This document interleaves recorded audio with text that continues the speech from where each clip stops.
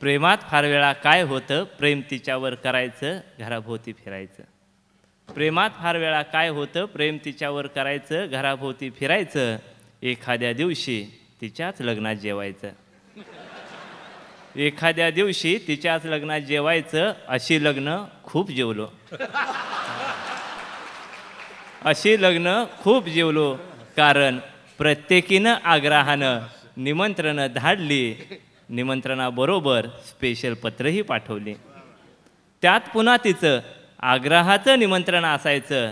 आणि लग्नाला नाही आलास तर प्रेमच नव्हतं समजेन.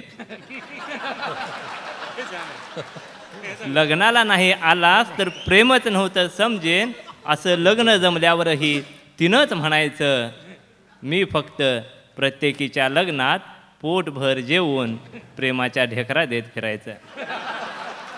मी फक्त प्रत्येकीच्या लग्नात पोटभर जेवून प्रेमाच्या ढेकरा देत फिरायचं. अजून किती पत्रिका येतील,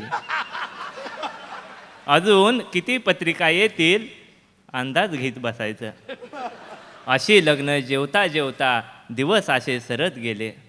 अशी लग्न जेवता जेवता दिवस असे सरत गेले. आणि एके दिवशी तिच्या ढवाळ जेवणाचेच आमंत्रण आले. एके दिवशी तिच्या ढवाळ जेवणाचे आमंत्रण आले.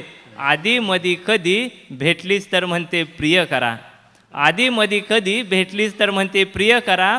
दिल्या शब्दाला तू जागलं पाहिजे. आणि माझ्या बाळाचं बारसं सुद्धा जेवलं पाहिजे.